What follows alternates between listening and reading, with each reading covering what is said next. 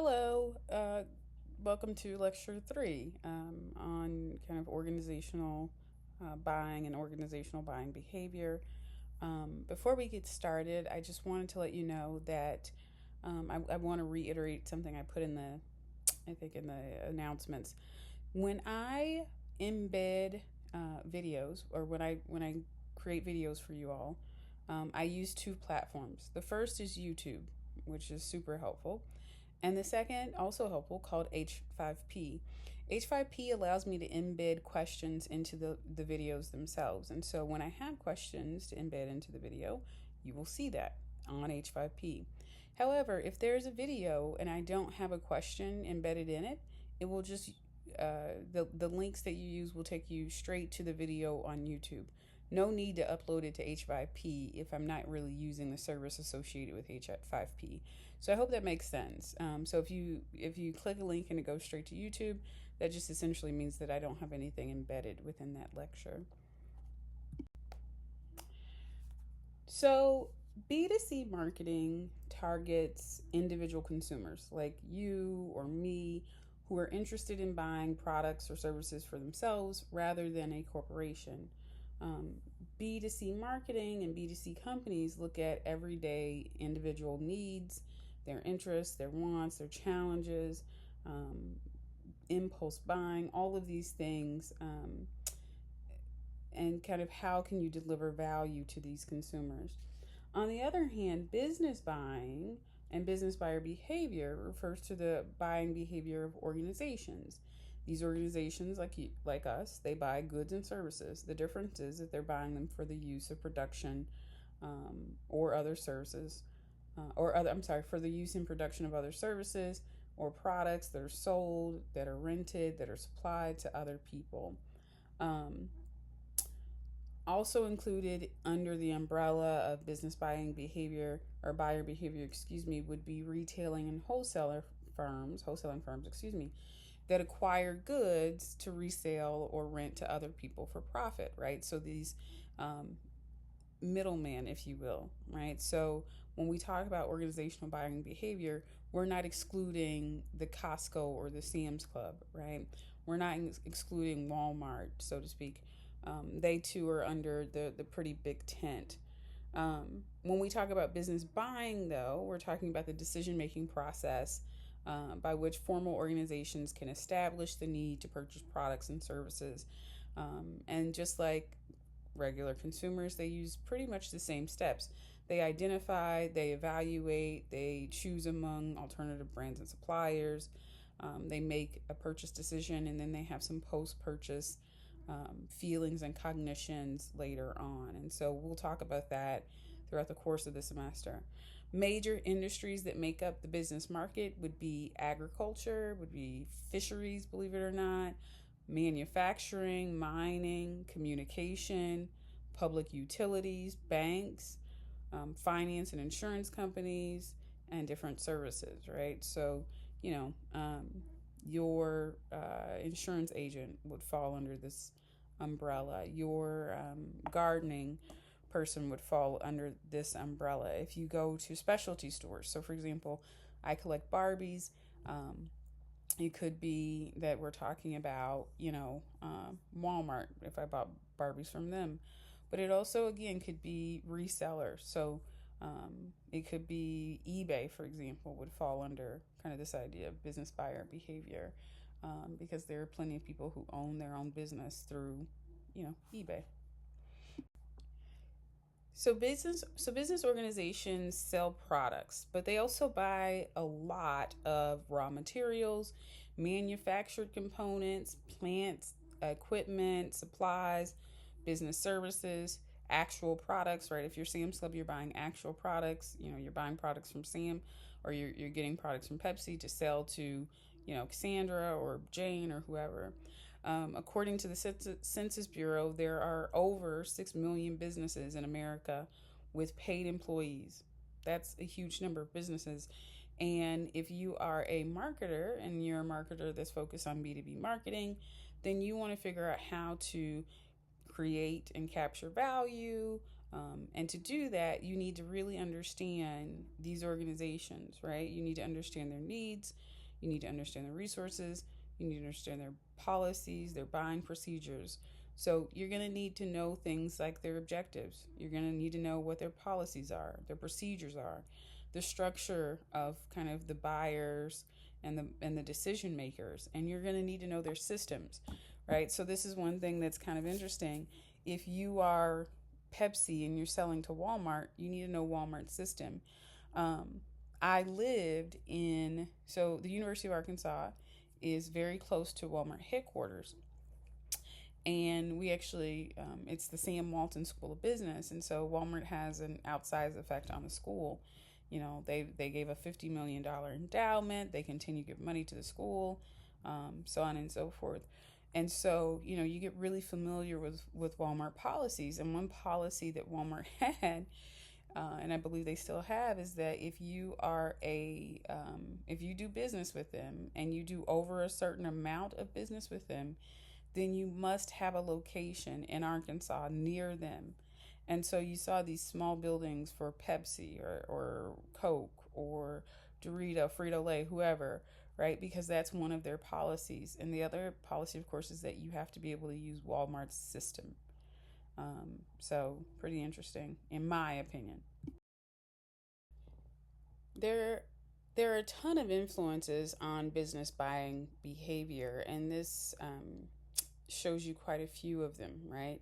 So there are environmental influences like economic development, supply conditions, right? So we know that in America and across the world, actually, there have been a lot of issues with suppliers and kind of being able to get product or services. We've seen technological change. I'll talk a little bit about technology a little bit later, but we've seen things change, right? It used to be that a lot of people went into the office. Now a lot more people use Zoom. That's going to be interesting and important to business buyers, right?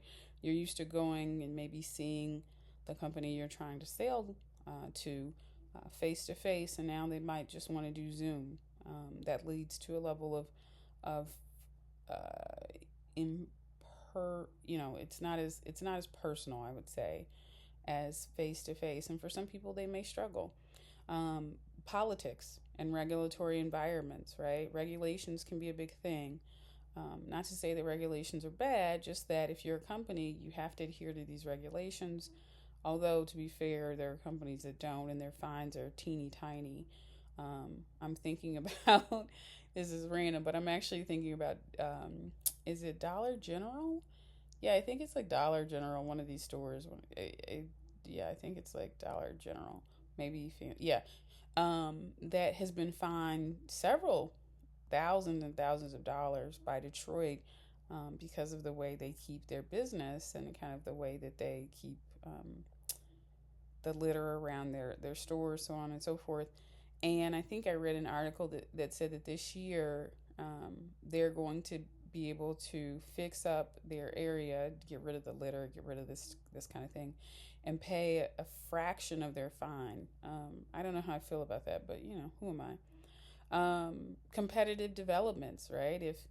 If Apple releases a new iPhone, or if, let's say, you know, a supplier figures out a way to use technology or AI to make something cheaper, that is going to be a big deal. There are organizational objectives, policies, procedures, like I talked about in the last slide. There are also interpersonal factors, right? Authority, who can actually make these decisions, the status of the people you're talking to, their ego, empathy levels, and then persuasiveness, their persuasiveness, your persuasiveness. These things are important. It kind of reminds me, this is random, but it kind of reminds me of the Seinfeld episode. I'm sorry, not Seinfeld, the Office episode where Michael and Jan go to meet a client, a B2B client. They sell paper. And Jan tries to take them to this fancy restaurant, and Michael ends up taking them. He changes it, right? He's like, no, you can't have a good time and persuade these people at this fancy restaurant. We got to go to Chili's, right? And so they go to Chili's, and Michael is, if you've ever seen the show, you'll know that Michael was Michael, but he told some really kind of lame but kind of funny jokes. And it ended up being pretty persuasive, right? So the guy ended up saying, listen, I'll do business with you. He was empathetic. I should say that Michael was empathetic. He talked about the guy talked about his divorce, and Michael was actually a good salesman. You get to see him being a good salesman, a dorky guy, but also a good salesman. And the guy says, listen, I'm willing to buy paper from you, but you got to cut us some slack. We have some budget cuts, right? That's something going on in the organization. I'm assuming that there were some issues going on environmentally with their competitors and the company itself, Michael's company, because Jan made it very clear that if they didn't get this sale, it was going to be bad news for the company. There are also individual factors, right? The age of the people, the income, their education, their job position, all of these things, their propensity for risk and risk taking, and then of course the buyers themselves, all important. In the last slide, I talked about price, how the guy in the episode with Michael said, "Listen, I'm willing to do business with you, but you got to come down on your price." One of the main influences on business buying behavior really are economic factors such as price and service, and then these personal factors, your emotions along with it. I think price is pretty evident. Service is tricky, right? So if you are a company and you're buying Xerox printers, for example, you want to know what the service is like. I think I read something that said that Xerox is trying to float this new subscription plan where you buy the printer and then you have to pay a subscription to get service. I'm on the edge of my seat to see how this works out. I am not a huge fan of how we're turning everything into a subscription, but that's me with my old lady hat on, and that seems like that's where we're going. But if you're a company, you want to know, how much am I paying for service? How much service am I likely to need? These things they tie very, very much so into economic factors. I think the other thing that I'll say is that a lot of people try to ignore the personal factors and the interpersonal factors that go into B2B sales. And I can tell you, as someone who did B2B sales for 7 years, interpersonal factors and personal factors are very important, right? If you are the salesperson, one of the things you want to know is you want to know who your client is, right? You want to know how you approach that client. Are they prickly? Are they, affable people? Are they, the type that hates Mondays, so you should never come in on Mondays? Emotions play a huge part in B2B sales, because even though companies often look at bottom line pricing, so on and so forth, you have to realize that you're doing business with a person, right? Or a group of people. And it's very hard for most people to kind of never revert back to relying on their emotions.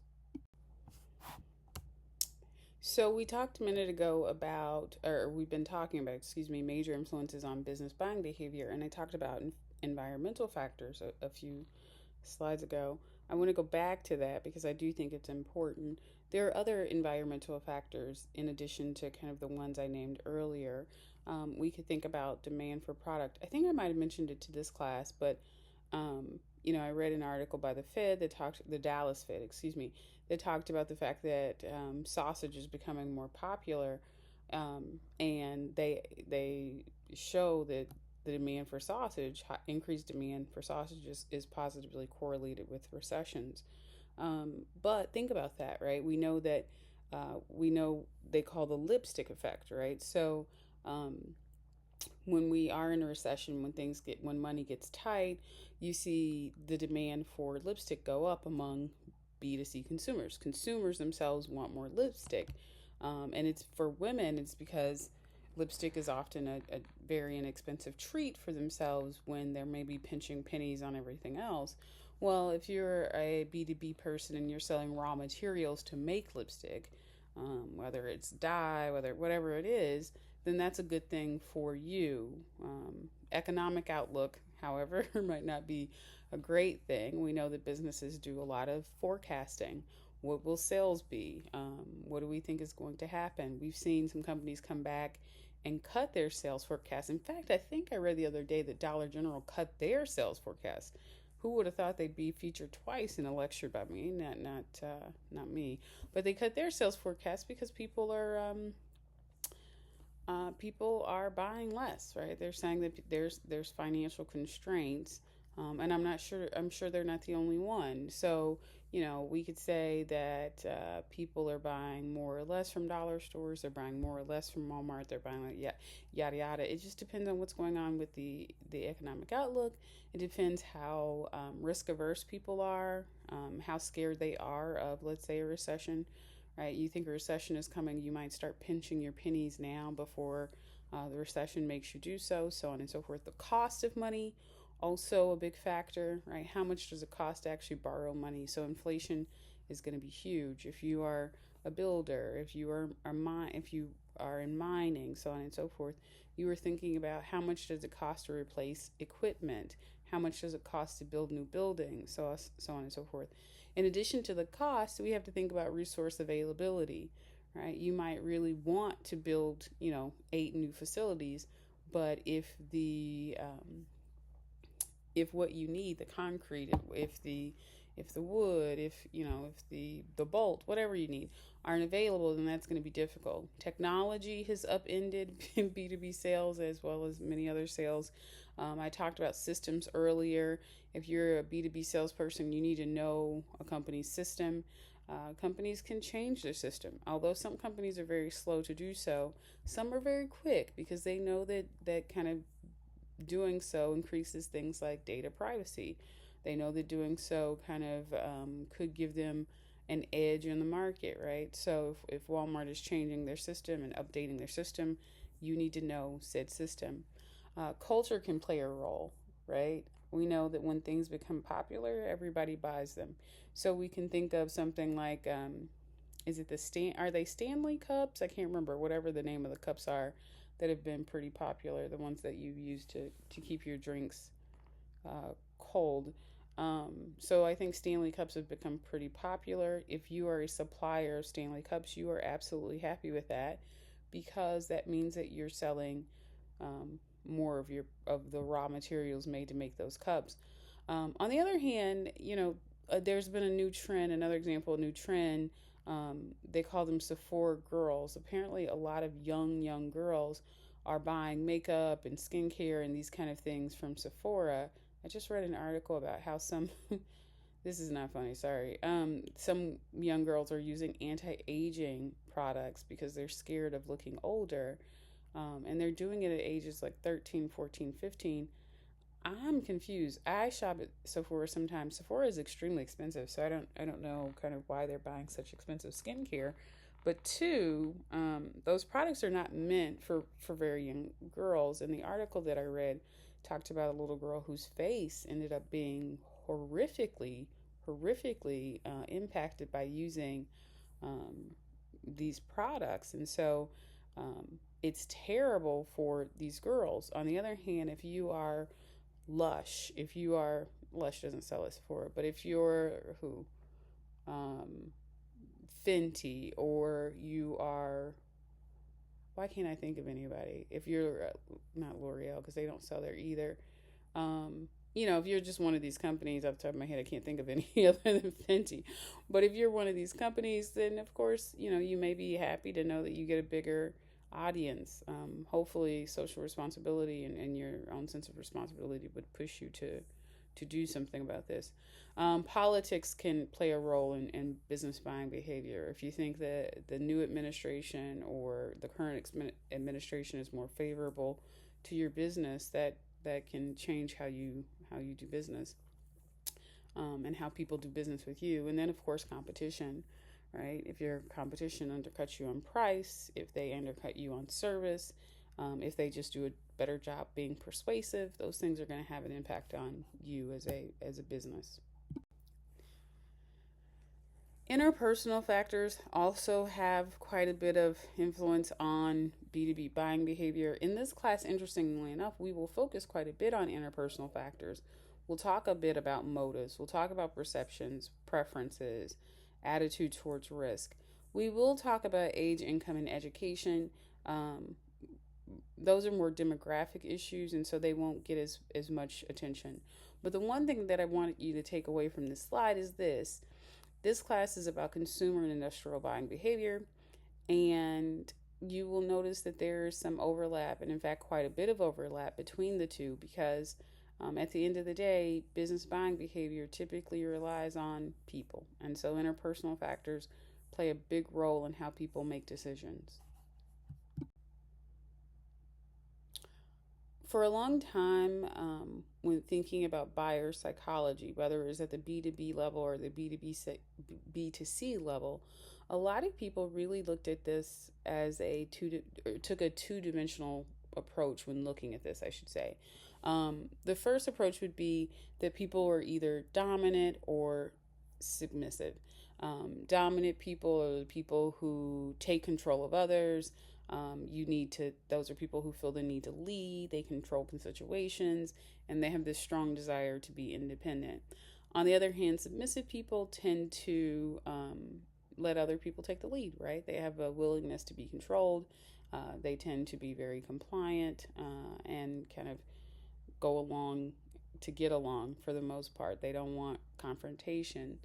Um, but you're a person, and buyers are people. And in a lot of ways, we can be both, right? So, not everybody is dominant all the time, not everyone is submissive all the time.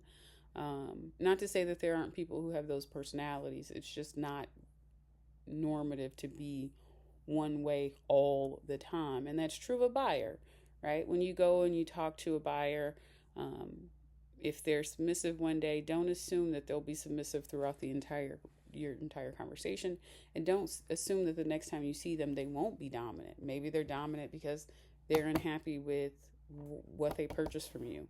Maybe they're dominant because their boss told them, or they're the business owner themselves, that they need to get a better deal out of you. Maybe they're dominant because they're mad at something that happened at home. Who knows? At the same time, maybe they're submissive because something has gone on in their life and they don't have it in them to argue, right? Maybe they're submissive because they're 4 weeks from quitting the job. Who knows? Just know that when you walk into one of these situations, when it comes to B2B sales, don't assume that the person that you meet is going to stay with that same kind of disposition for the entire call. The other approach in this two-dimensional approach would be kind of warmth versus hostile. Warmth is when you have a regard, right? A positive regard for others. Someone who's outgoing, they're gregarious, they have good humor, they're optimistic, and they're willing to have some level of trust with the people that they're dealing with. On the other hand, hostile people tend to have lack of regard for others, right? They tend to be cold, they tend to be distrustful, they tend to be disdainful. And they like to be in a position to say, I told you so. I'm laughing because I always have to remember to say that. I like to say, I told you so. I don't think I'm the most hostile of people. I can be quite warm. But I do like to say, I told you so, because chances are, if you ask me, I told you so. Anyway, that said, again, no one is only one of these things. Most people are not 100% hostile all the time, and most people are not 100% warm all the time, right? So one of the things that it's incumbent upon you, if you're in a B2B sales situation, is that you have to have a deeper understanding of the person you're dealing with, right? It's almost kind of like the understanding that you have of your friends, right? So when a friend is sad that they do XYZ, or that when they need space they do ABC, right? You just know these people if you want to have a deeper relationship with him. And frankly, in a B2B sales situation, you are going to want to develop a deeper relationship with him, which I'll talk about a little bit more later. So B2B buyers rely heavily on data, research, industry reports, case studies, even expert opinions, right, to inform their decision making. They tend to invest a lot of time and effort in gathering this information before making a purchase, which makes sense, right? These people are making large purchases, which we'll talk about. they need, so if you are a sales professional and you're trying to kind of sell to these people, I'm talking about they need, then then you need to be able to provide detailed product information, right? You need to offer data driven insights, and you need to address their concerns, um, and you need to do it in a way that's both clear and persuasive. And I think that can be tricky. When I worked in sales, I worked again in B2B sales. What we found is that people who burnt out quickly did so because they had a problem with clarity, right? You want to be clear. They also tended to have a problem with persuasion. They had trouble figuring out how to persuade consumers. And the one thing that I will tell you is that different consumers, or I'm sorry, I said consumers, I should say business buyers, different business buyers require different things to sell them, right? So for some people, they really do want data driven insights. They want to know what their competitors are doing, they want to know what the market is doing, they want to know all of these things. At the same time, there are other people, other buyers, who want to know bottom line, what is profitability looking like? Help me clear these X's and O's. I want to know this information. On the other hand, there are plenty of B2B buyers where emotions play a significant goal, right? So that can be their personal goals that are tied to their emotion, right? So they may want some level of psychological satisfaction, whether it's advancement, whether it's financial rewards. They want to achieve personal goals. That's really important to them. For some people, it could just be as simple as an email from a boss saying, "Great job." For other people, it could be that they see themselves moving up the ladder quite a bit, and you and your need to sell them something may be what they consider helpful to that process or a hindrance, right? They could say, "This is so beneath me. I want to move up farther, faster." Um, on the other hand, they can say, "Listen, I get a great deal with you. I build a relationship with you that helps me move on to the next stage." Um, some people, on the other hand, let's be honest, a job is a job and they're just there because they're required to be. And if that's the case, it could just be the basic financial rewards, as in their salaries, or even maybe their bonus potential is what's driving kind of their interest. Regardless of what it is, you need to figure that out. I had clients whose only goal was to do better than their competition. I had clients who, again, wanted to know the X's and O's. I had clients whose whole goal was to be as unique as possible, right? Every time I met with those clients, I had to figure out a way to kind of address things not only clearly, but also in a way that made sense for their business and their desires. If we look at a model of business buyer behavior, it doesn't look significantly different than a model of consumer behavior, right? You have the environment, which consists of marketing stimuli and other stimuli, right? Product, place, promotion, so on and so forth. And then you have the buyer organization. This looks very similar to the model that I showed before that talks about the consumer black box, right? Business buyers have their own black box, but the box is not as opaque, right? Because there are certain things that you know about business buyers. You know that they're driven by final cost. You know that they're interested in ROI. You know that, they are going to look at all of the X's and O's. They're going to have their legal team look at it, so on and so forth. And so, those are things that you know.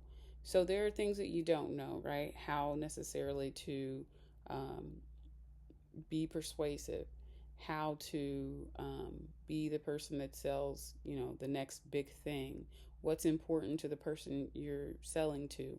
We'll talk about it in a minute, but when you're trying to be a business seller, when you're, trying to impact a business buyer, usually it's not just one person that you need to impact, you need to impact many. And so there are things that are a lot more opaque.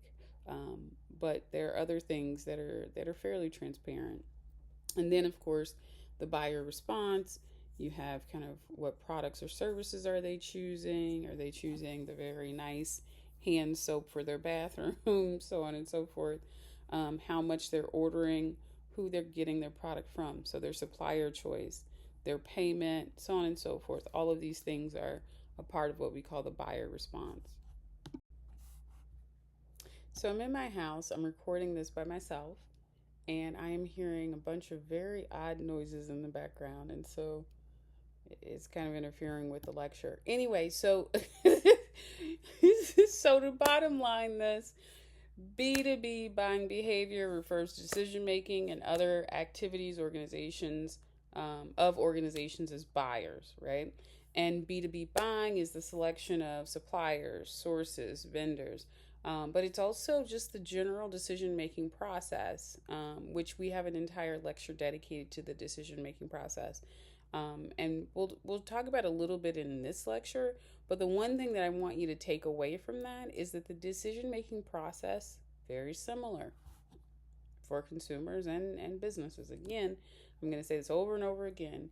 It's because B2B buying involves people, and people, whether they are consumers for themselves or whether they're consuming or consumers for an organization, we're all just people, right?